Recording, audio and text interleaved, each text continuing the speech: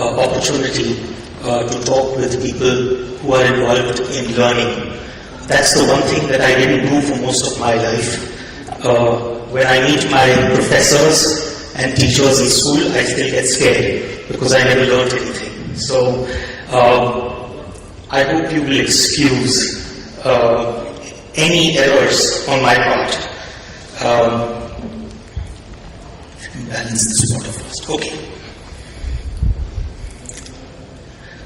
The topic is creativity and the art of unlearning.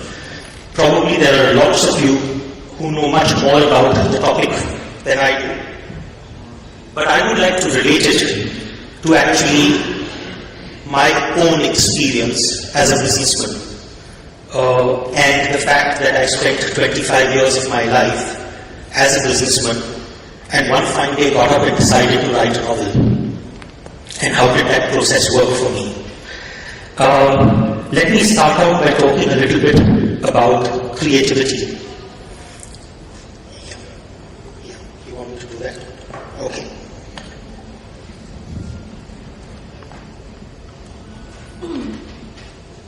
So, let me start out by talking a little bit about creativity. I'm not even going to attempt to define what creativity is, but instead what I'm going to do is tell you a little story about a little girl who sat at the back of her class and didn't pay attention to any subject except for her art class, which she seemed to be very interested in. And when she would sit there, she would be, even in other classes or other lectures, she would be sitting and doodling and making sketches.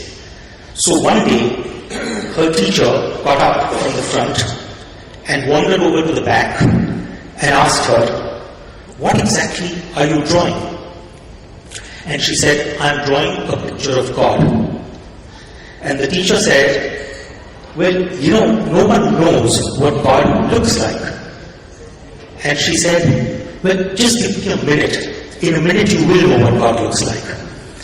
And I think that pretty much sums up what creativity is. The unfortunate bit is that we seem to be doing everything possible to stifle it.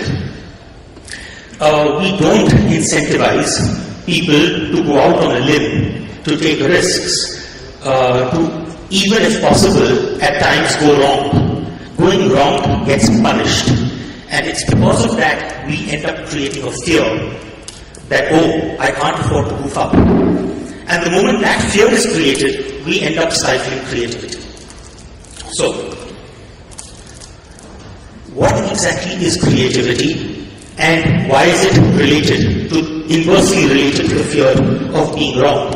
I know that for the longest time, while I was growing up, I was told that, hey, listen, you belong to a family business and your entire life is going to follow a predetermined path. So to that extent, I went to the right school, I went to the right college, I went for a master's program at the right age, I married the right girl, had the right number of children. My entire life followed a predetermined pattern. And why did I allow myself to follow that predetermined pattern? It was primarily because of the risk of failure. The fact that, well, probably my parents know better than me, probably my family knows better than me, probably there are a lot of people around within the organization who know better than me. Till date, I have written 3 books. You've already been told about 3 books that I've published, and each one of them, touch wood, has done better than the first.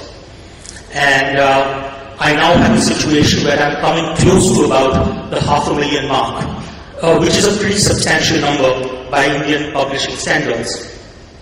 So what I want to talk to you about is how does a typical Marwari Banya businessman who has spent 22 years suddenly decide to get up and write one of these things. While I was growing up, my dad used to always tell me that, listen, don't waste your time reading books. If you have to read something, read a balance sheet. And I distinctly remember while I was, I think, maybe 12 years old, I still remember going to his office where there was this Marwadi Munim who used to teach me bookkeeping, debit and credit. And he would always find that I was carrying a book along with me because I was always passionately fond of reading. And he would say, Babu, don't waste your time on book reading, instead focus on bookkeeping. And that was pretty much my upbringing. And what I find so surprising is that with that sort of an upbringing, to suddenly have a situation where you decide to go 180 degrees and do something completely creative is a bit of a zinger. A lot of people still don't understand. People who've dealt with me in my other avatar as a businessman, they wonder, is it the same guy? Is that the guy who writes books?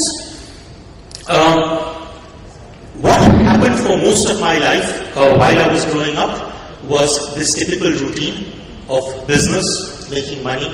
I went to Yale when I was barely 22 years old. Sorry, I came out at 22. So I went in at about 20. And got into the family business and pretty much followed the routine.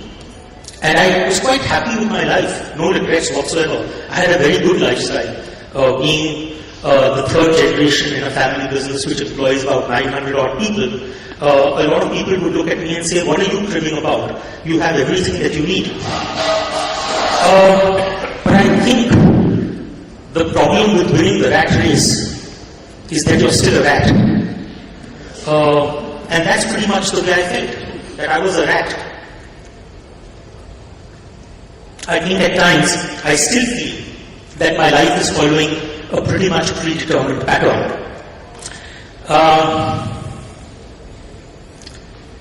One fine day, I decided that enough was enough. I was a little bored, very bored. 22 years, I had been doing precisely the same thing.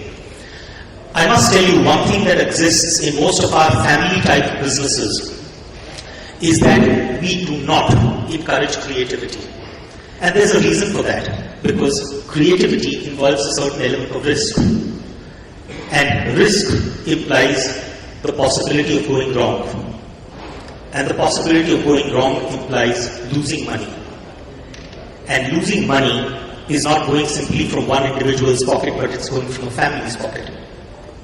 So to that extent, I believe that maybe in our small and medium enterprises, we end up stifling creativity because of the fact that we don't want anyone to go wrong. So in fact, we reward people who follow the beaten path, as it were, the well-trodden path. What is needed is pretty much discipline. And don't shake up the structure too much. Just do it the right way and let the cash keep rolling in till such time as that business model continues to work. What changed my life was a particular business decision which I took sometime around 1999-2000, which resulted in a humongous loss. And for those couple of years, I remember I was completely shattered because it was a large loss from the angle of the sort of group that we are. And in 2002 is the time when I went to Kashmir and I came across a tomb which was known as the Rozabal tomb. And I was fascinated by the story around the Rozabal tomb because purportedly it was the final resting place of Jesus Christ. And this particular story started revolving in my head. And before I knew what was happening, I had become obsessed with that story. I spent the next 1 year reading every book that I could on everything related to that tomb, to the life of Jesus Christ. At the end of that 1 year, I had read more than 57 books about that particular topic. And I still remember we were sitting in Goa, my wife and I, we were on a 3-day holiday. And she said, listen, the only thing that you talk about is the story. It's become impossible to talk with you. So why not sit down and try and put this into some form of a coherent structure? And at that point of time, I didn't know where this was going. I just simply sat down with my computer and I started making notes. And probably that was the best thing because I had no prior education in writing a book. I didn't know what creative writing was. I had never written a novel. I hadn't written anything longer than 1,000 words before I wrote my first novel of 100,000 words. But there's a famous quote by Somerset Maugham which says there are 3 rules for writing a novel. Unfortunately, no one knows what they are. And I think that came to my tremendous assistance, because I realized that, hey, I have no reputation to protect. I'm a nobody. At the end of the day, even if I do a lousy job of it, what does it matter? So I carried on, I persisted, and at the end of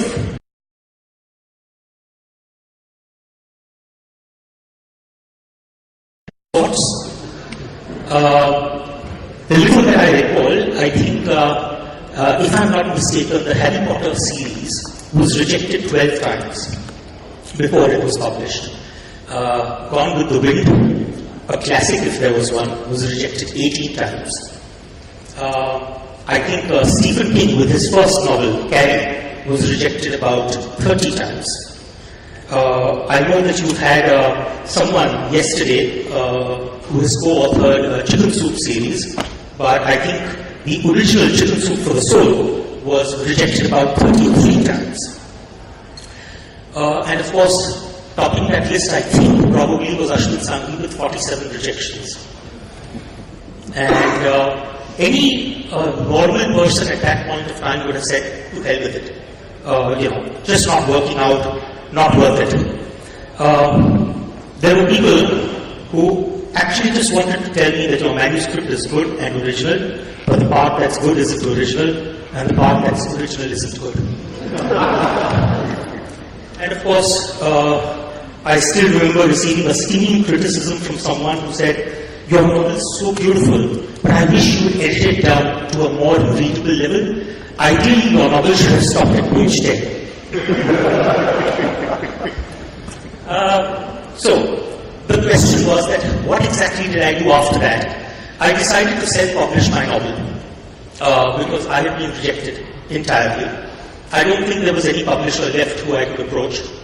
So I decided to self-publish using one of these print-on-demand services in the US which had just cropped up at that stage. It was called Lulu.com. And Lulu.com had a wonderful facility which allowed you to upload your document and create a nice looking cover, and they gave you an ISBN number, and it started selling on Amazon and Barnes & Noble and what have you. The average self-published novel sells 57 units during its lifetime.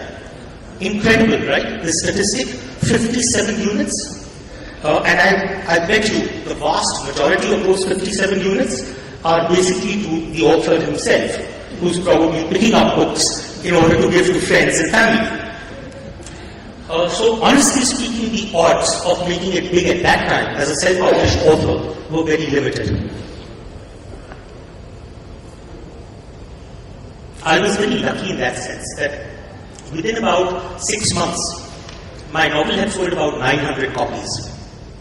And one of those copies ended up in the hands of a lady by the name of Hemu Ramaiya, who in those days had just set up the first of the landmark bookstores. And she ended up reading the novel, and she said, why haven't you published this book? And I said, it isn't for lack of trying. I've been rejected by the entire world, including your own company. And she said, no, I'm surprised as to why this book hasn't been published. Let's invest another 2 months in editing it again, and let's come out with the book. And that's precisely what we did. In November 2008, we released the book, and the book went on to remain a bestseller on national bestseller lists for almost about 8 or 9 months thereafter.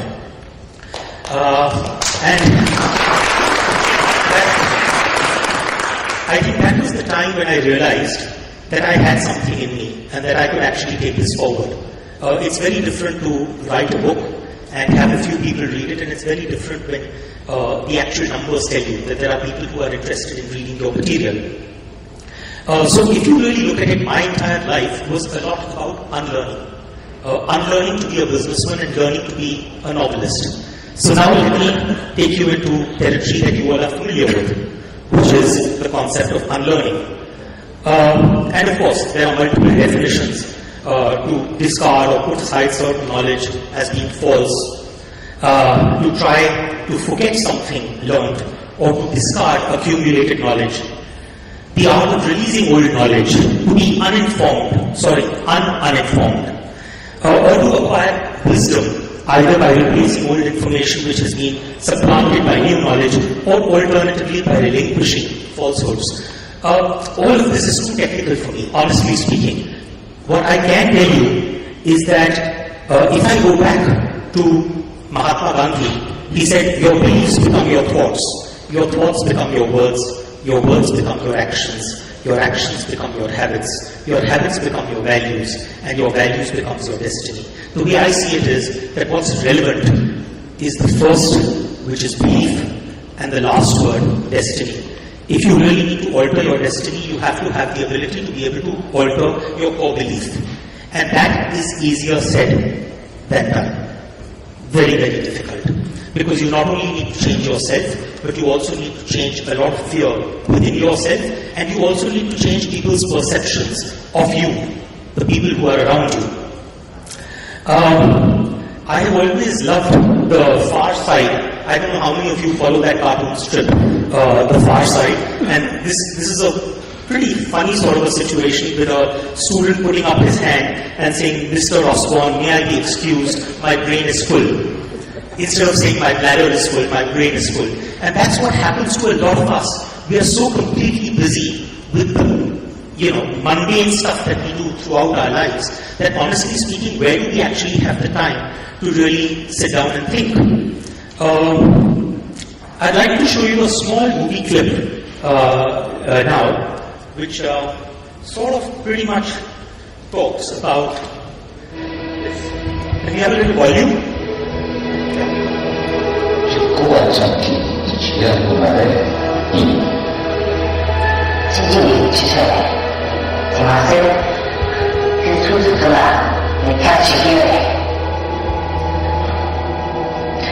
经济以上的那些，他们已经有天了，而且这个太容易了。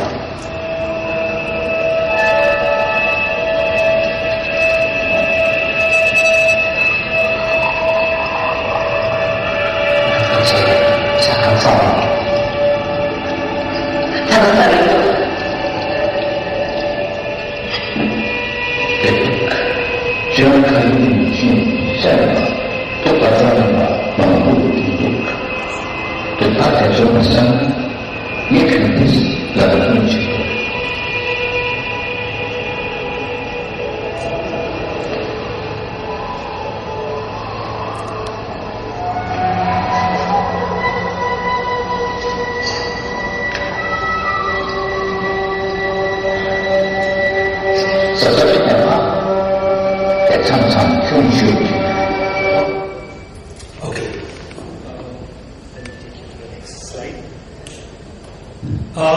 Question for everyone: which is the world's tallest mountain? Yeah, Mount Everest. You think? Well, you're wrong. The answer is actually Mauna Kea, and it's a volcano in Hawaii.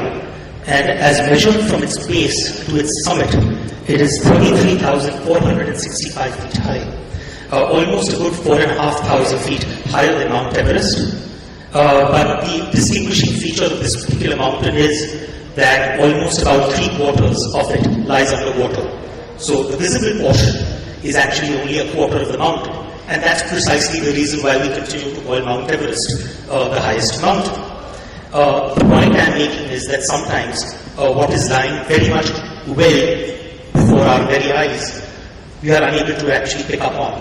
And that's because a lot of the stuff that we need to pick up on is hidden. Just a quick teaser for you. What is the word that you see here? True or false? Perfect. Yeah, it's both. But for for the average individual, you end up actually seeing one or the other.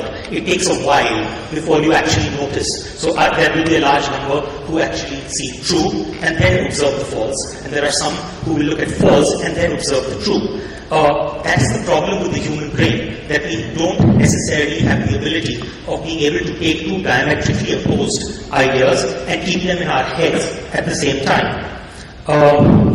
So, for example, here, do you see an old woman or do you see a young lady? Let me give you some time. Probably you're going to see one or the other, or maybe some of you have also figured out that there are two. It's a typical optical illusion. But I think in many ways the journey of unlearning is comparable to this. To be able to take two very, very distinct notions and to be able to keep them in your brain simultaneously. So for example, when I started writing, I knew that I was going to continue to remain a businesswoman. And a lot of the stuff that I was doing in the world of writing was very far removed from the world of business. And I continued to work full-time in my business even when I became a bestseller. And a lot of people asked me, why? And I said, it's so much more exciting because I have two lives. Most people want satisfaction from one part of their lives. Here I have two parts of my life and both of them seem to give me satisfaction, some form of satisfaction.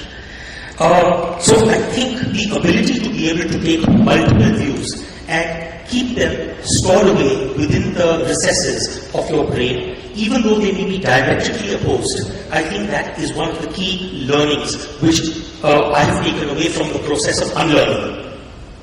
So the question then arises really that how do you unlearn? It's very easy for Ashwin Sanghi to come here and talk about the fact that you need to unlearn. Well, I can only tell you what are the few things that have worked for me.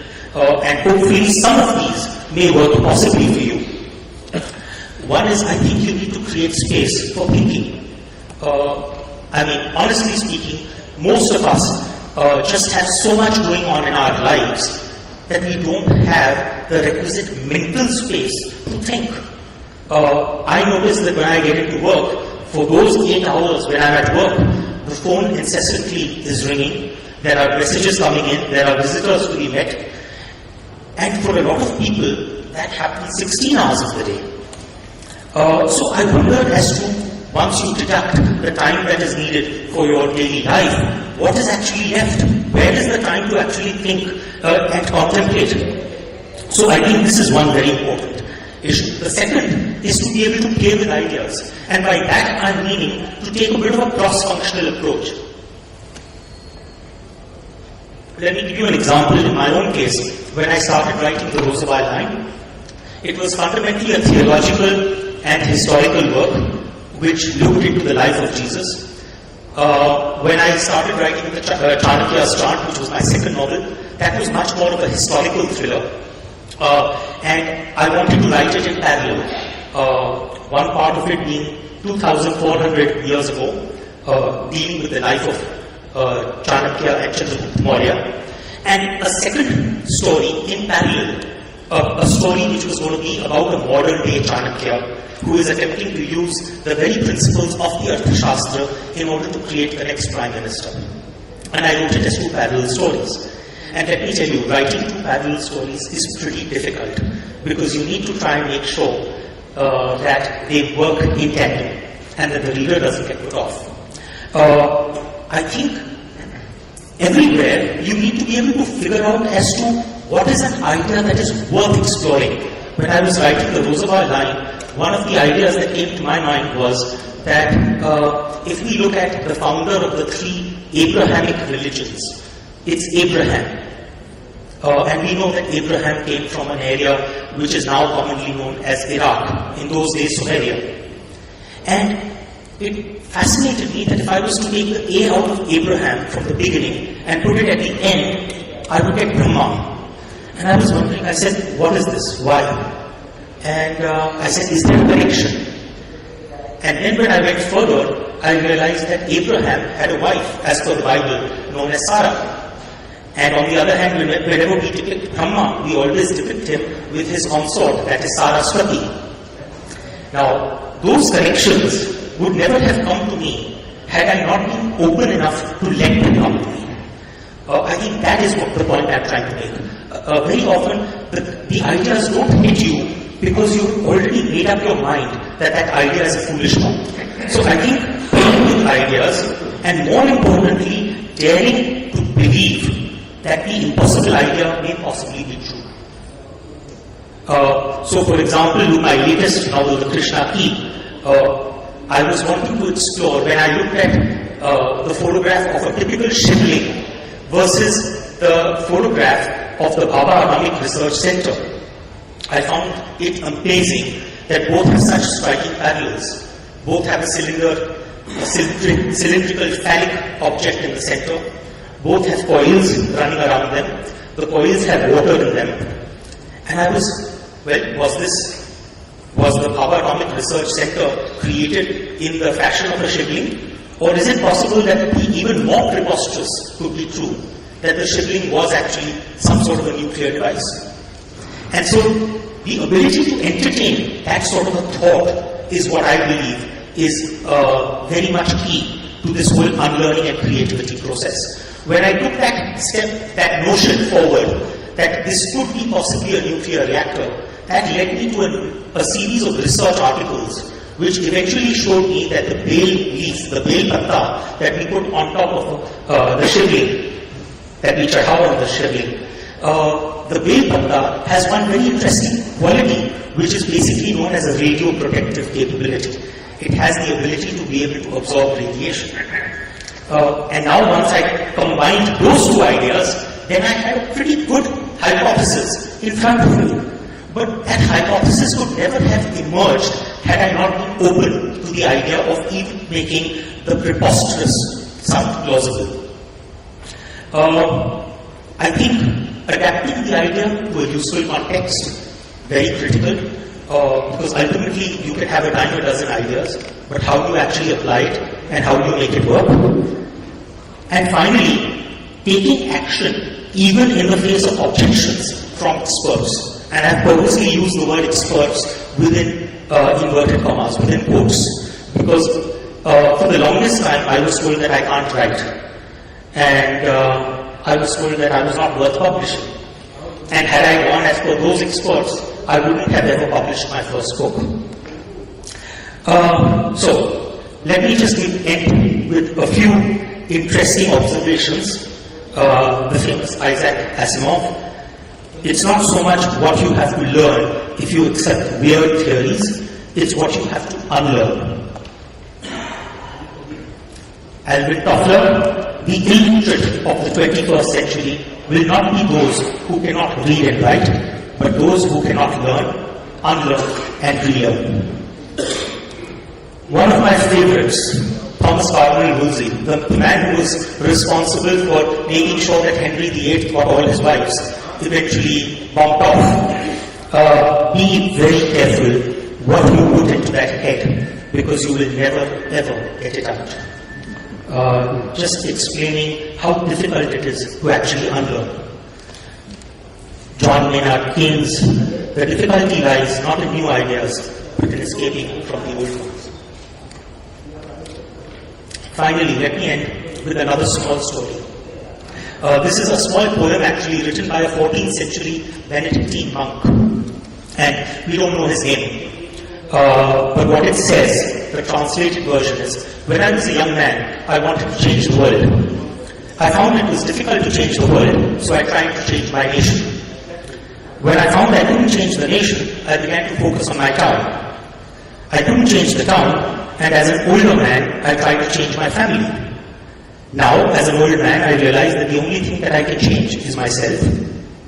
And suddenly I realized that if long ago I had changed myself, I could have made an impact on my family and I could have made an impact on our town, that the impact could have changed the nation, and I could indeed have changed the world.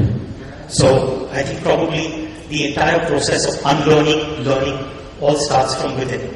So I hope that maybe in some way I have been able to inspire you to be able to start on that process I know for a lot of you, this is more of a seminar in academics, because you need to take many of these thoughts to people who eventually need to learn many of these processes. But at least for me, it's something which I have observed personally close up front. So thank you very much for giving me the opportunity to be with you. Ladies and gentlemen, Mr. Ashwin Sanghi.